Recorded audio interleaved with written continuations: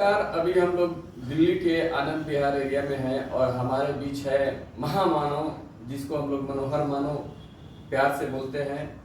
और अभी दिल्ली में आए हैं क्योंकि जमुना जी को साफ सुथरा रखने, स्वच्छ रखने के लिए और इन्वायरमेंटल जो पोल्यूशन फैल रहा है इसको समाप्त करने के कार्य योजना बनने वाली है और उसमें सम्मिलित होने वाले। सौभाग्य से मैं भी दिल्ली में आ गया और मैं भी इनके माध्यम से सम्मिलित होऊंगा।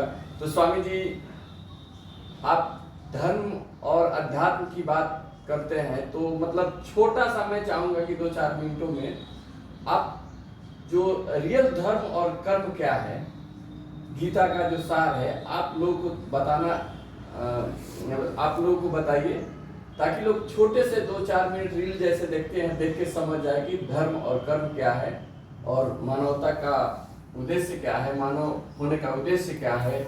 मानव विवेकशील प्राणी है तो उसमें चेतना है, विवेक है, बाकी प्राणियों में क्यों नहीं है।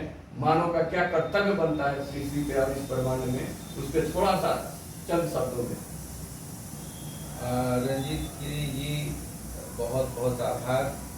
और आपने कहा कि कम शब्दों में, तो मैं कहूँ तो एक वाक्य में इस बात को इस रूप में कहा जा सकता है कि मनुर्भवः, यानी कि मनुष्य बने।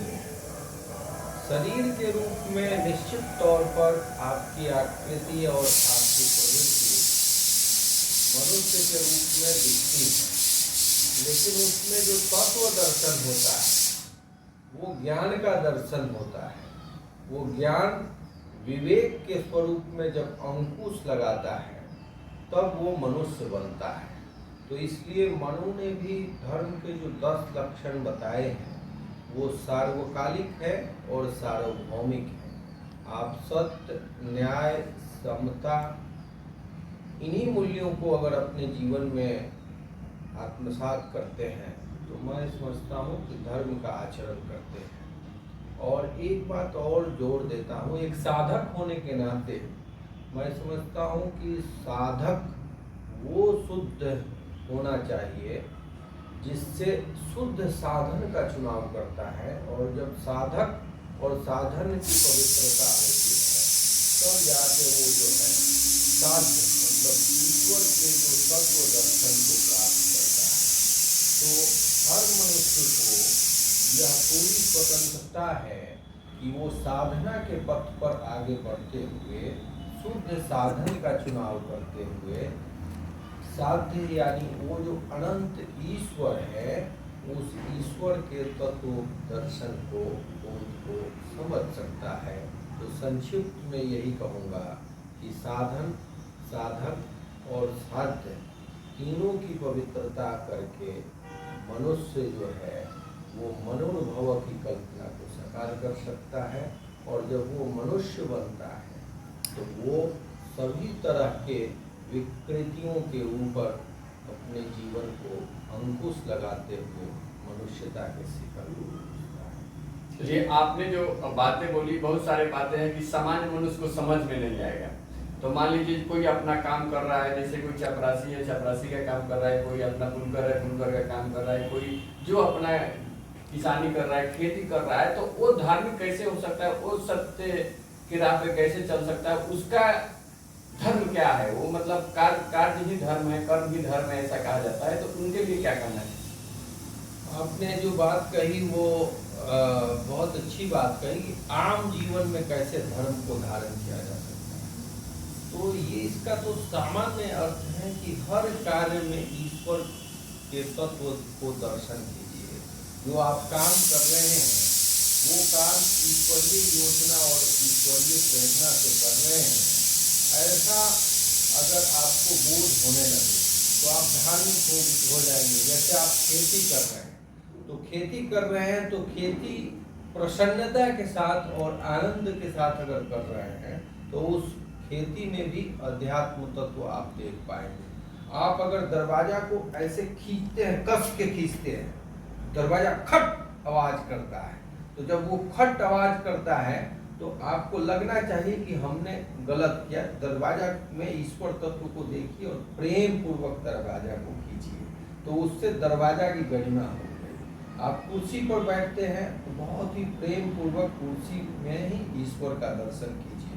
हर उस काम, आप लेखन काम कर रहे हैं तो आप कलम से जब लिख रहे हैं तो उसमें ईश्वर का दर्शन करते हुए लिखिए, तो उसकी गरिमा, उसका आदर, उसका सम्मान, जड़ और चेतन के प्रति भी अगर सम्मान का बोध होता है, और सामान्य रूप से अगर आप काम करते हैं, दैनिक जीवन का काम करते हैं, हर प्रत्येक क्षण हर काम में ईश्वर का दर्शन करते हैं, तो मैं समझता हूँ कि वो काम हमेशा हमेशा कल्याणकारी काम करता है।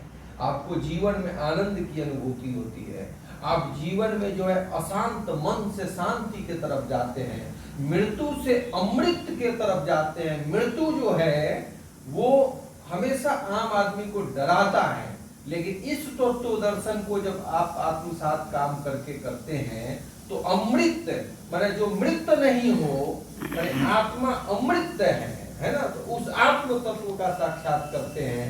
अपने दैनिक प्रत्येक जीवन में गाड़ी चला रहे हैं तो उस समय भी हमको इस बात का, उसमें भी ईश्वर का ध्यान करते हैं और ईश्वर को तत्व को दर्शन करते हैं, तो वो मानव से महामानव के तरफ का वो सफर होता है। और निश्चित तौर पर काम करते हुए अगर इस विचार को करते हैं, उससे अच्छा अध्यात्म का कोई रास्ता हो नहीं सकता। तो यानी आप जो काम करते हैं वो काम को ईमानदारी से, सत्य निष्ठा के साथ, उसमें ईश्वर का आदेश समझ के करते हैं, तो निश्चित रूप से आप धर्म के रास्ते पे हैं और आपको मोक्ष की प्राप्ति होना निश्चित है। आपने अच्छी बात कही कि मोक्ष और मुक्ति की जो कल्पना है सनातन में, वो मोक्ष और मुक्ति की कल्पना भी विनोबा जी ने इसको इस स्वरूप में कहा है कि हम सामूहिक मुक्ति की कल्पना करेंगे, व्यक्तिगत मुक्ति की कल्पना नहीं करेंगे। यानी सामूहिक मुक्ति तब होगी जब हम समाज की मुक्ति का रास्ता प्रशस्त करेंगे, और समाज की मुक्ति तब होगी जब सबके अंदर सद्विचार का जन्म होगा और वो सत्य का विचार जन्म होगा। जैसा कि सुबह में आप कह रहे थे, जो सतयुग की, सत्य युग, उस युग की कल्पना जिसमें सब लोग के अंदर जो है सत्य का बोध होता है। तो निश्चित तौर पर आप जिन सवालों को आपने उठाया है, वो मुक्ति और मोक्ष के रास्ते पर हमें समूह की साधना करनी है। व्यक्ति की साधना निश्चित तौर पर हमें मुक्ति और मोक्ष तक लेके जाती है, लेकिन समूह की जब साधना करते हैं तो पूरे जय जगत की कल्पना सिद्ध होती है, वसुधैव कुटुंबकम की कल्पना सिद्ध होती है। तो हमें समूह की साधना, जैसे आपके जैसे हमारे जैसे जो सामाजिक व्यक्ति हैं वो अपना कर्तव्य करके समझते हैं, लेकिन जो पर्सनल व्यक्ति अगर कोई काम कर रहे हैं, आप ईमानदारी से कर रहे हैं, स्वामी जी का यही कहना है, तो आप धार्मिक है, धर्म के अनुसार कर रहे हैं, तो कर्म ही धर्म है। इसको मान के प्रत्येक साधारण व्यक्ति जो है, जो धर्म को उतना नहीं जानता है, ईमानदारी से अपना काम कीजिए, एक शब्द है, उसी में आपका धर्म है। जय हिंद, जय चंपारण, जय बिहार, जय जगत, जय जगत, जय जगत।